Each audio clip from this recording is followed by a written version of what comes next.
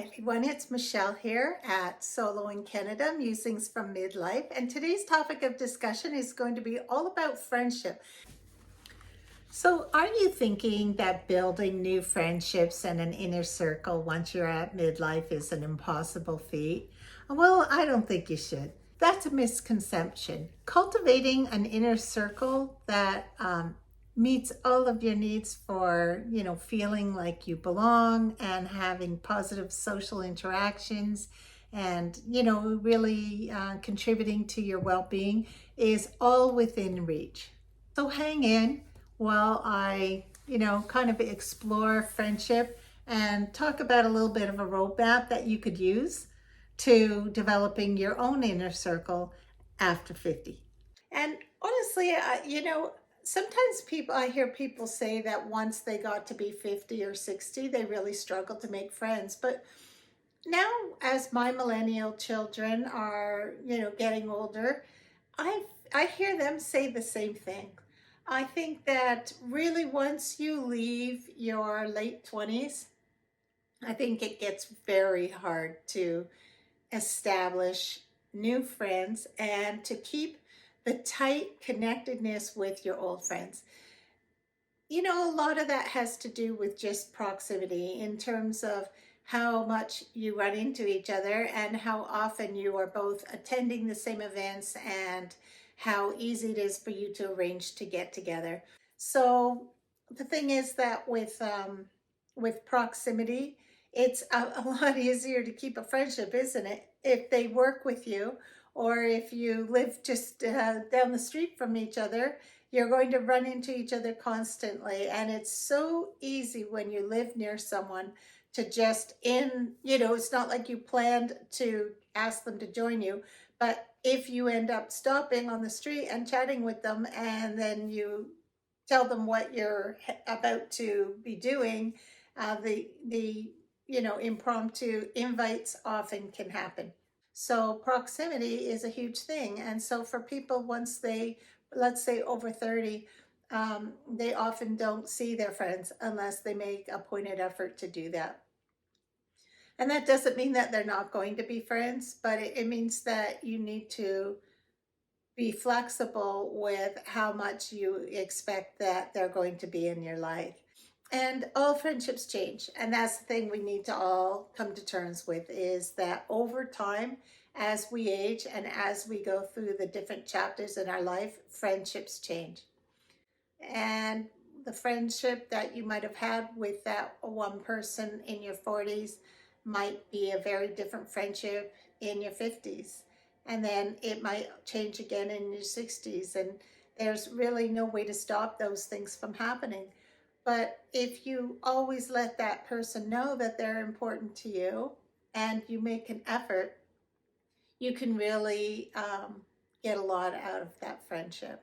And I think that sometimes for solo people, the importance of friendship takes on new meaning. So let's talk about the friendship that happens within marriage and then try to link it to how the solo experiences friendship. In a marriage, you have a companion that's built in for you to attend all events with. In addition to having a companion, you also have an emotional sounding board. You do have somebody that you can lean on for emotional support for all of life's ups and downs. The other thing that you have in that friendship with your spouse is that you have a trusted person that you can go to bounce ideas off of for whatever you're thinking of doing or your thoughts are on a given topic. You know that, or at least I guess if it's a good marriage, you know that they aren't going to betray you by sharing those ideas out into the world when you might perhaps those were private ideas and you weren't ready yet to share.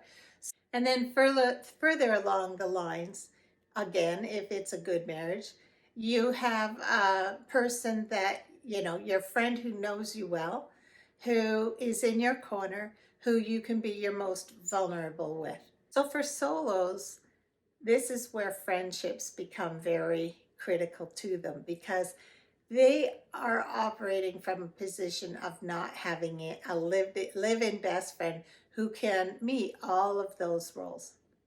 And for some people, they will create one or two really tight friendships, very close, who, all of those different components of friendship that I mentioned, they will, hope to get from their one or two friends.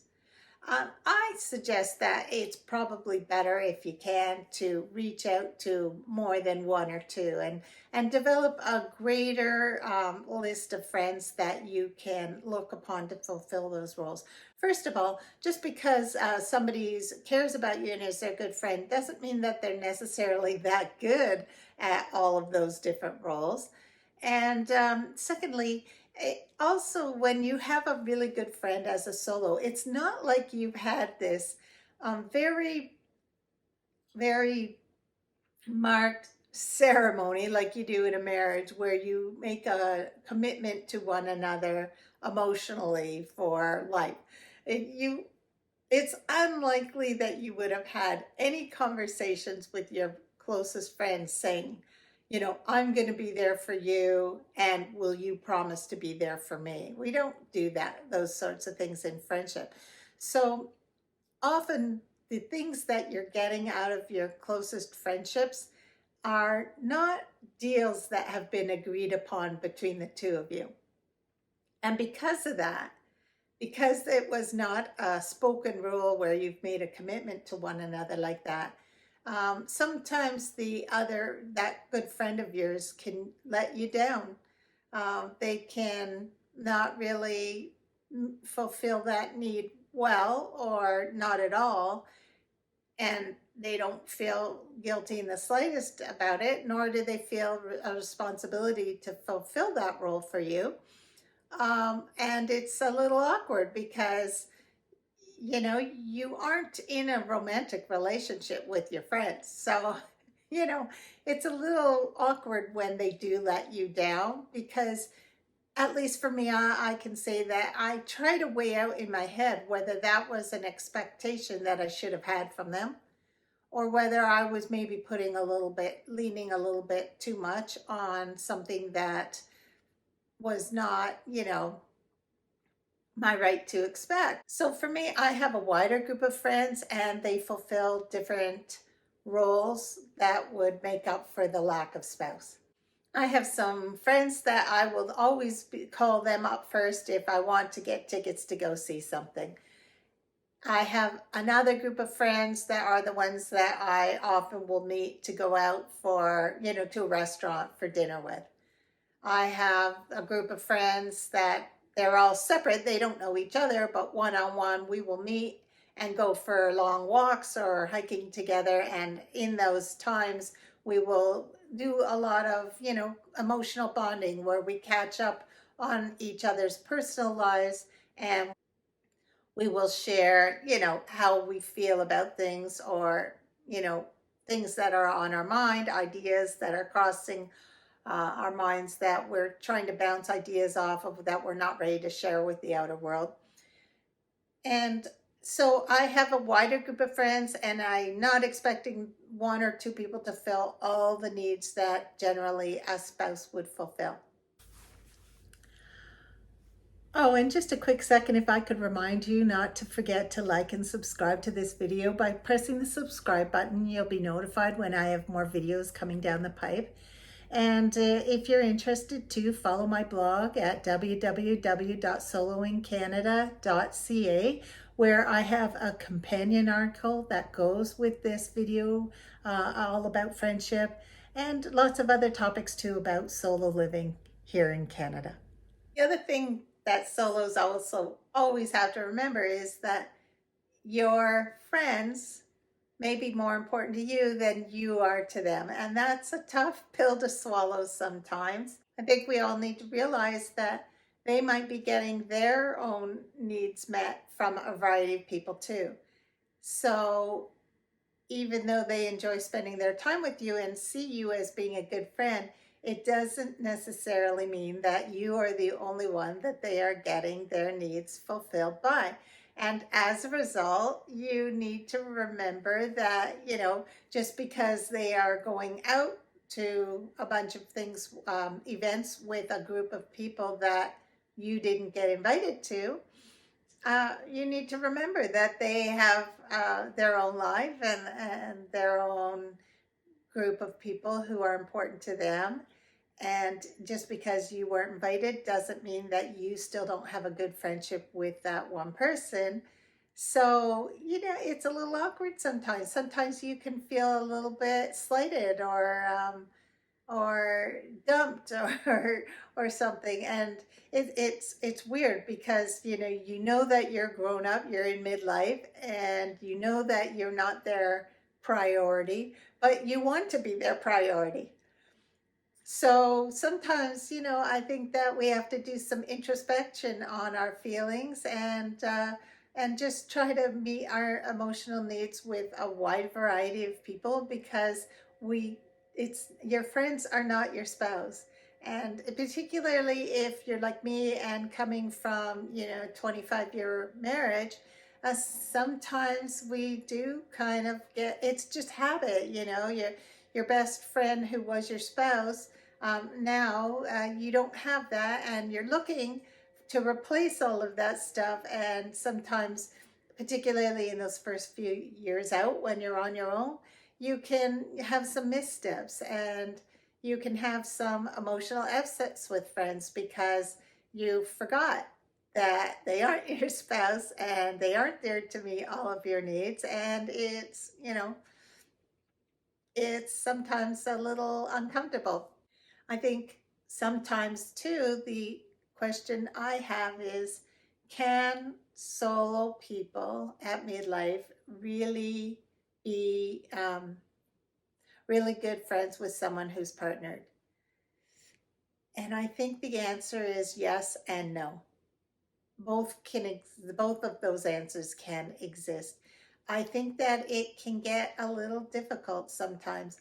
Sometimes the partnered person doesn't realize when they're being a little insensitive, or when they don't realize the importance of their presence in your life, because it's an unequal or an imbalanced relationship. And that's because the friend of yours that is married, they still have their spouse. So they still have their best friend as their spouse. So if for some reason you can't step up and fulfill some role for them, it's really not as much of a problem for them because they have their spouse. Whereas for the solo person, if that married friend, bails on a plan or doesn't show up for something that's important to you, it might not occur to them that this is a bigger deal to their friend, than it is to them, that they might not even realize that how much they've let you down.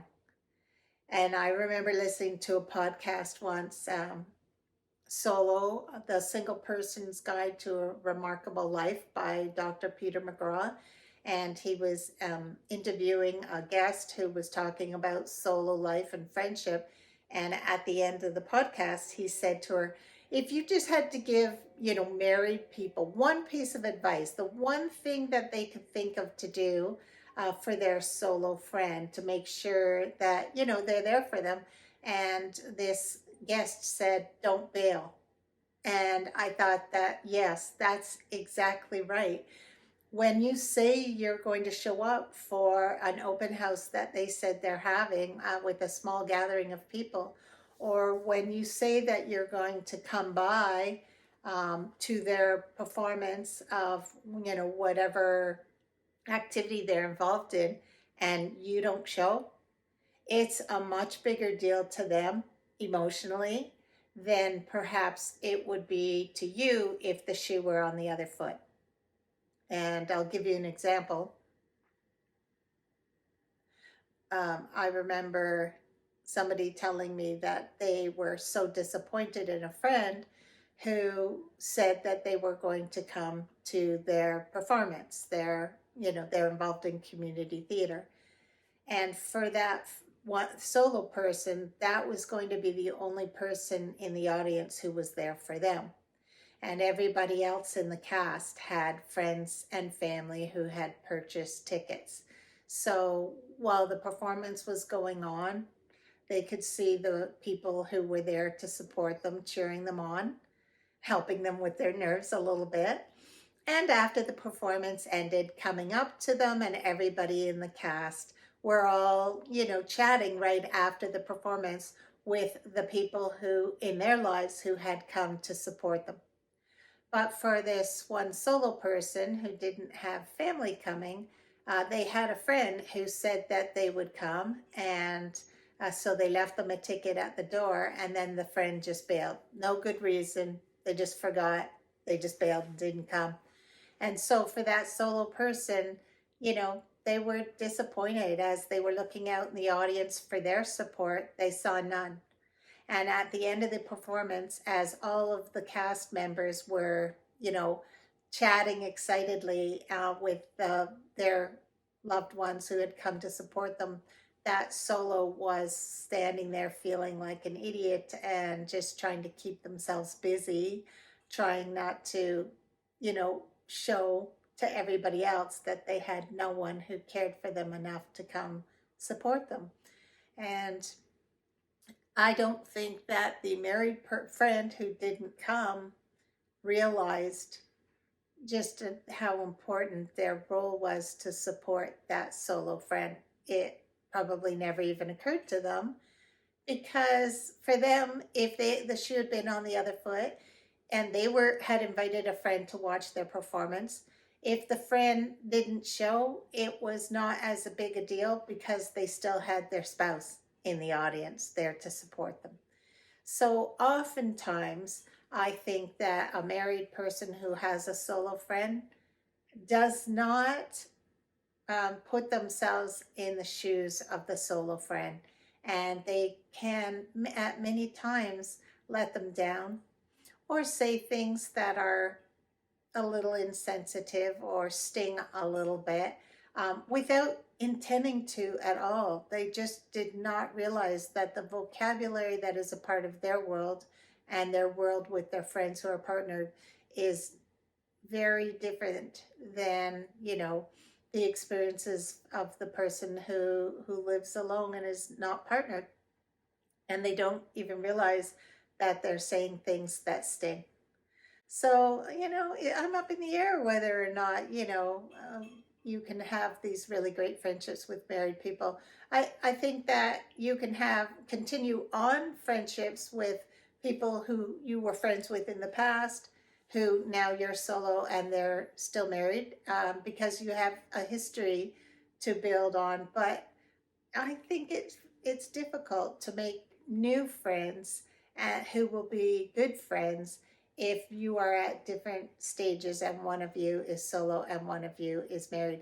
I think that if you are solo, that it would be, really helpful to have a lot of connections with other solo people. Because first of all, you're going to have more in common because you're both trying to live in a world that is designed for two, and just trying to live with all of the challenges that you face in that capacity. So you have a lot more in common. Secondly, I think that at least I can say for all of my friends with other solos is that without even having conversations, we kind of intuitively understand the importance of the relationship to each other.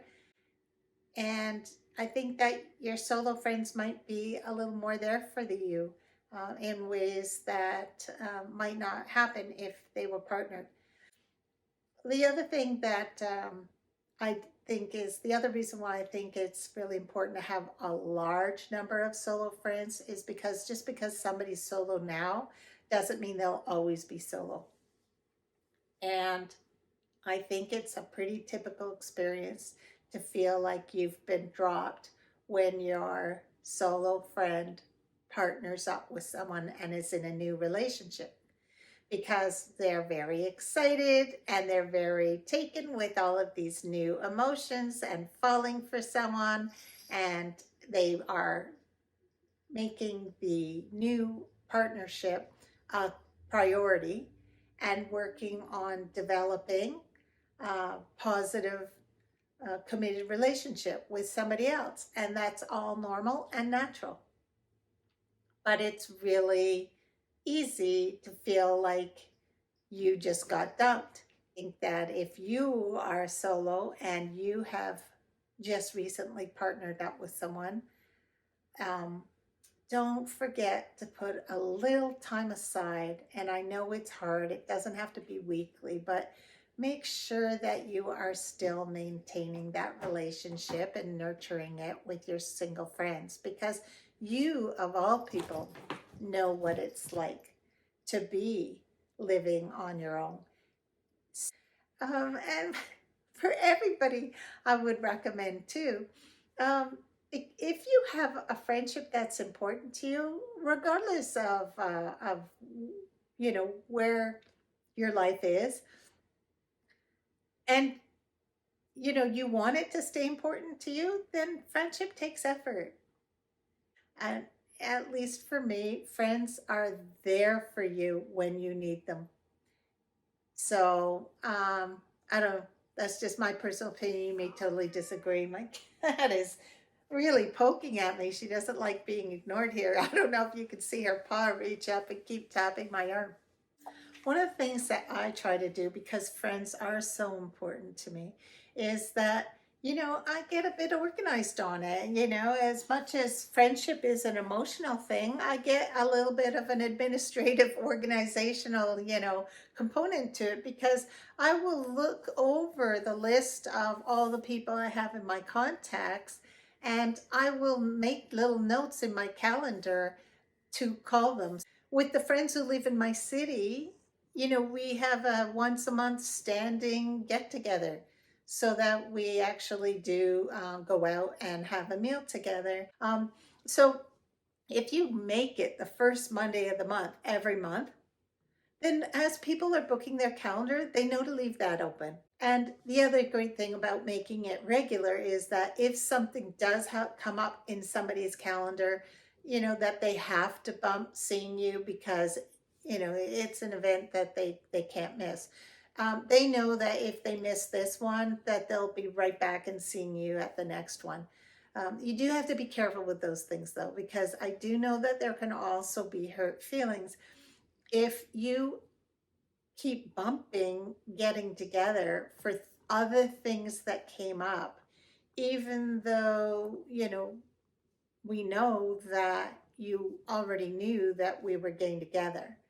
And then you accept another invitation, something that, isn't perceived to be that vital, then they can feel like you got a better offer. So if you have it a commitment and you enjoy getting together with them, the first Monday of every month, then don't let too many other things bump that off the calendar. Yes, things will come up, makes sense, but don't do it too often.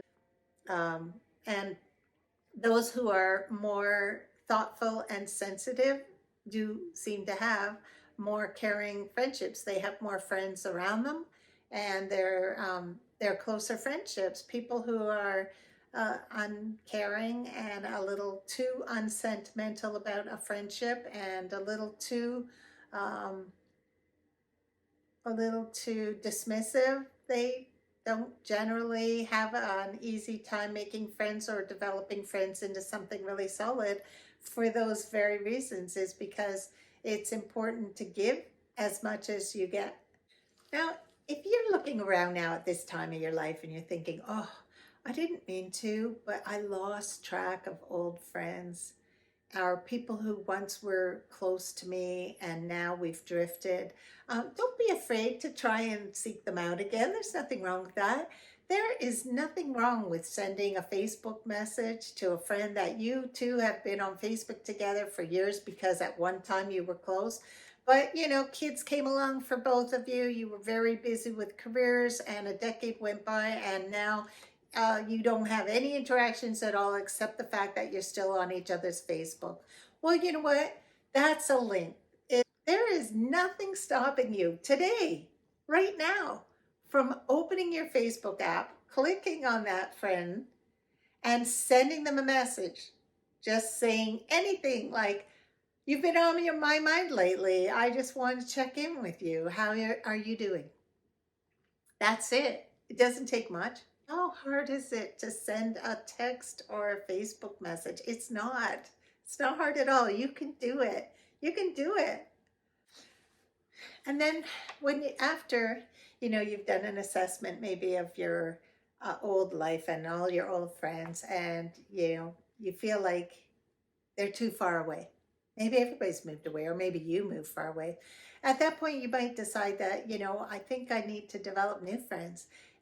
And, I think it's nothing wrong with developing new friends the rest of your life. Like, I hope that in my, late 60s, I have new friends that I don't even know now. I hope in my 70s, I have new friends.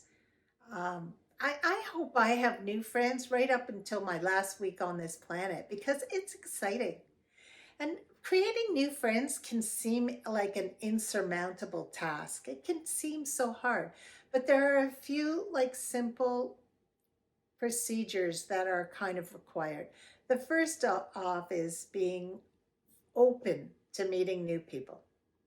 So if you keep your body language and your attitude open, there are people everywhere in the world that you're going to pass on a daily basis. So if you look around and think in your neighborhood, is there somebody who looks like they're around the same stage as me in life, who I think that I would run into often? That's often a great opportunity to create a friendship, because you'll see each other again, just, by fluke. So start off first with the people that you kind of just pass anyways. They might be in the same writing class as you, or the same sport as you, or, they might live next door to you. So, starting up just friendly, short conversations with that person. One of the things I think we all tend to do now is we don't give our name. I think in the past people used to sort of introduce themselves, and now we seem to have these casual interactions without ever giving a name. And how can you ever feel like you're starting a friendship with someone if you don't know their name? So I have started, I didn't always do this, I used to be like everybody else, where I might have 10, 15, even 20 very brief interactions with someone over time and never ask them their name. So I stopped that, and now by about the third or fourth statement that we say to one another, I will offer my name. And then they almost always offer their name back. But if they don't, then I will just say, "And you are," because some people are a little more socially awkward than other people. And yes, yeah, sure, you might think, "Oh, maybe they didn't want you to know their name." That's like 1% of the time. Like, that's rare. Most people just don't know how to interact anymore. People have become very socially awkward with one another. The more our lives become, insular, and we have this technology crutch, and um, just the way we've all kind of turned inward in society, people, I think, have just forgotten the skill. So just help them along, give them a crutch to lean on. So as soon as I learn their name, I then rehearse it in my head over and over again.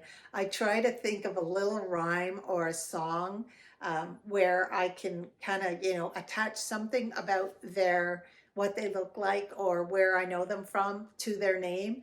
And then the first couple of interactions after that I have with them, I use their name, because the more I use their name, the more it will stick in my mind what their name is. And perhaps there's a little bit of emotional bonding there too, because if I use their name, then they think this person knows me a little bit more than everybody else in the room who doesn't know my name. So I try to use their name. And then also, just because of our age, because, people's memories aren't what they used to be in midlife, I will find a way to work in my name again too. So I will remind them what their name is. No, I don't remind them what their name is. I remind them what my name is as well, to just help them along a little bit. As you're developing these new friendships, be curious about what they're saying. Pay attention, be a good listener. If they're telling you anything, don't cut them off so that you can share something related that happened to you. People don't like that. That's rude, and that just seems like you're more obsessed with your own self than them. So show an interest in them. Allow them to talk and share ideas more, and then ask further questions so that they share even more. Don't become, don't like turn it into an interrogation, but just ask questions and show an interest. And then, follow up too. Like if you end up going out for the first couple of times with somebody, then, 4 days later, following up with just a quick text or a Facebook message, just make some connection to some conversation that you might have had with them while you were out with them, just to keep that little connection going. I think that really helps and goes, a long way towards keeping a thread, like you're just developing these friendships. They can be very, tenuous in terms of whether they're going to take or not. So just keeping a little stitch of thread going, that is very helpful. Then as your friendships are developing, remember that deeper friendships often become deep because people are helpful to one another. So if there is a way that you could offer to help a friend of yours who might be discussing, some problem they're having, or, they just might cancel on you because they're not feeling well. Just follow up with, I'm so sorry you're not feeling well. Is there anything I could pick up and deliver to you? I'm happy to stop by the drugstore if that's what you need, or pick you up something from the grocery store so you don't have to go out when you're not feeling well. That's simple. Kind of simple little acts are really, really kind of pillars in terms of deepening friendships. The other way friendships deepen is by building trust.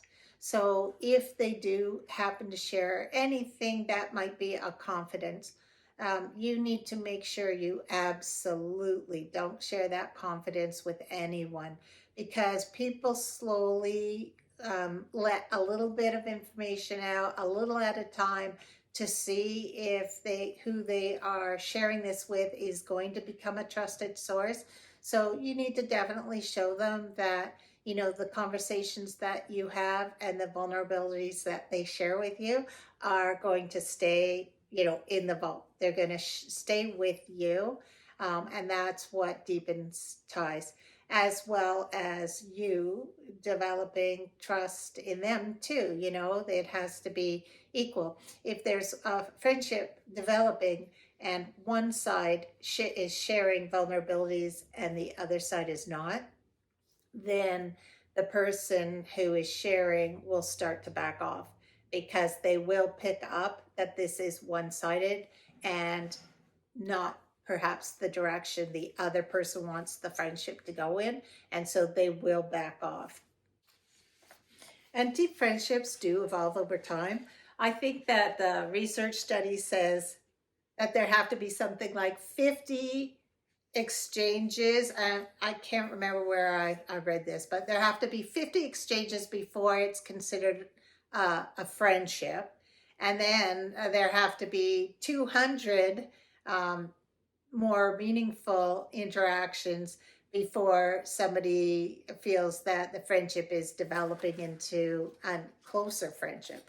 So it takes time, and you don't get that over the course of a weekend.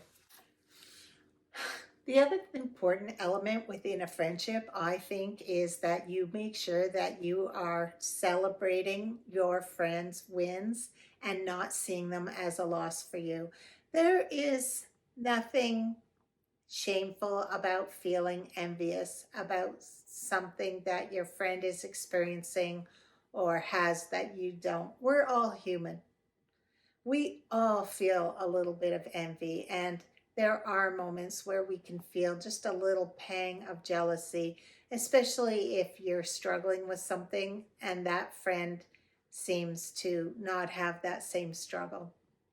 But this is where maturity comes in and your mindset, because you need to realize that even though things might seem to come easy for them in areas where it might be a struggle for you, you need to remember that nobody gets off easy in life. So there are probably areas in their life where it looks like to them that it's easy for you and it is not easy for them.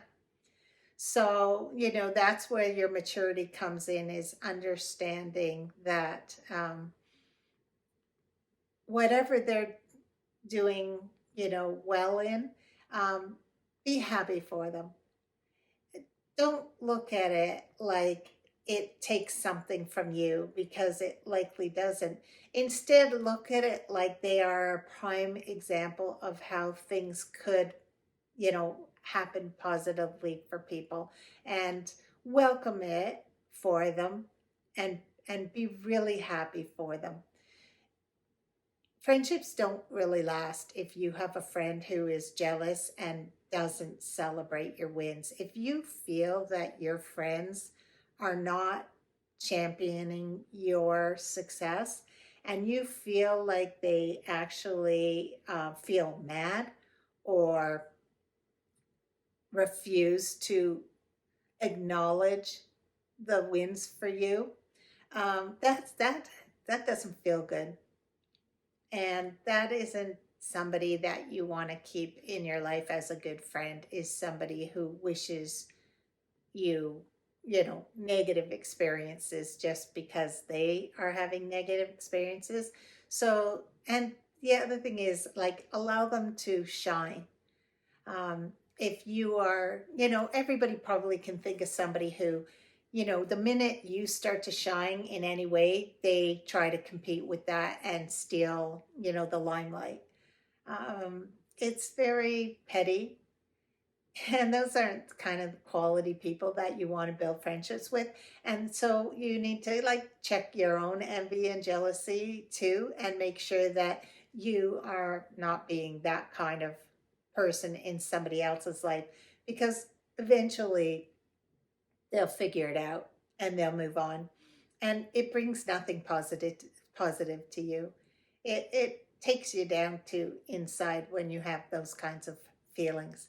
So growing and developing a circle of friends at this time of life, it can be a little bit of a challenge, but if you kind of set up goals for yourself and come up with a plan, it actually can move you forward to creating your own circle. If you're trying to develop a group of friends, um, there's lots of different ways to do it. But one of the ways is you become the planner, you become the initiator. Start small and then get bigger if you want. Start local. Make sure these are all people who live in your area, or else it's not going to turn into much of anything. Build rhythms so that things like become regular. And, offer to be supportive to these people too, so that you have something of value that they're looking for or need at this time in their life. Another thing I've kind of noticed is that now that I'm not working, I don't have the same pressures and I don't have the same stresses that my friends who are still working full time uh, have. And there are times where we can't relate to one another. I'm sure that when they look at my life just looks very relaxed and maybe quieter and less exciting to them. Whereas from my side, I'm looking at them and feeling like they're in an unhealthy stage of living, because they cannot see kind of the how tightly wound they are, like a rubber band pulled too tight. There's tension oozing off of them and they can't see it, and there's maybe a lot of negative stuff kind of coming out because of all of the pressures they're under. It's a weird time. You hang in with your friends who are working and you're not, because you know that they will catch up to your stage.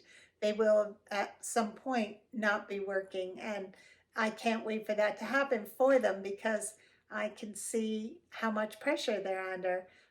I hope that they are hanging on to me too, knowing that maybe even though we might not be, jiving that much right now, that they know that in the future, that once they do become retired, I'm one of the first people they're going to be looking at as part of their new tribe. So, I hope that there's a shared goal in mind for the future, and a common want to keep each other in our lives for now, even though our lifestyles might not be jiving as much.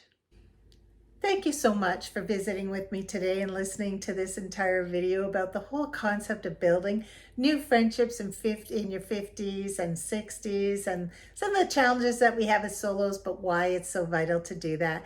Think about what's the one thing you could do. What's one step you could take today to deepen or develop a new friendship with someone who lives close to you, so that you will be able to broaden that friendship because of the proximity, and get started.